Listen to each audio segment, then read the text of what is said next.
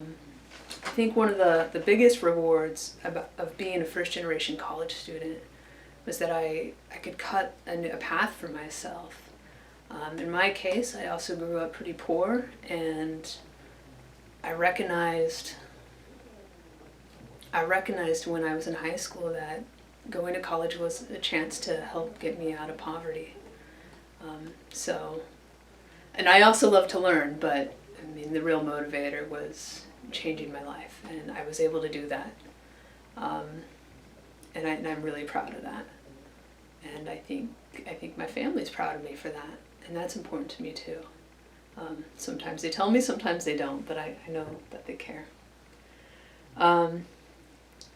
So one challenge I faced is that often when I was in school, especially when I was still living at home, there were times when I'd come home and do my homework, and it seemed like my family didn't understand what I was doing or why I was doing it or why it was a priority for me. But on the flip side, sometimes I felt, while I was sitting in my classrooms here at Humboldt, that sometimes my peers didn't understand me and recognize my background. And like, I didn't hear my narrative in the class. Sometimes, I was a queer studies minor, and I took a lot of courses about, race, power, privilege, inequality. But a lot of times we're reading these academic papers, and they're by sociologists, and they're using big fancy words. And, I could have a conversation with my grandma, and we talk about the same stuff, and it just felt incongruent to my reality, listening to these academics and, having this life, living a life that they were talking about, but they talked about in a way that excluded us. It was a challenge. So my advice: connect with others, but also play the game, and don't hide.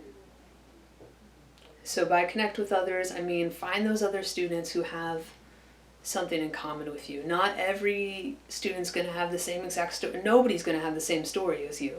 But a lot of people on this campus share a lot of experiences that are going to be a lot like yours. You're going to start talking and be like, oh, I've gone through that too. So talk about it. If you don't talk about it and nobody talks about it, it's going to feel like you're alone, and you're not. So don't, just don't. Talk about it. Do talk about it. Don't lie to yourself and tell yourself that you're alone. The other thing I would like to say is, definitely, I said earlier, I would read these papers by academics, and I felt like my family wasn't represented in it. But yeah, you still got to read those papers, but make sure that part of you that maybe you want to hide so you fit in, stop hiding and bring it up. Talk about it. Talk about yourself. And that way you don't feel like you're hiding, but also you're going to find out you're not the only one. I think that's really important. I think that's the key to surviving and thriving and growing into your full identity. Being part of yourself, it doesn't work too long. So if you can be your full self and bring your full self to the table as much as possible, I think you're going to have a better time.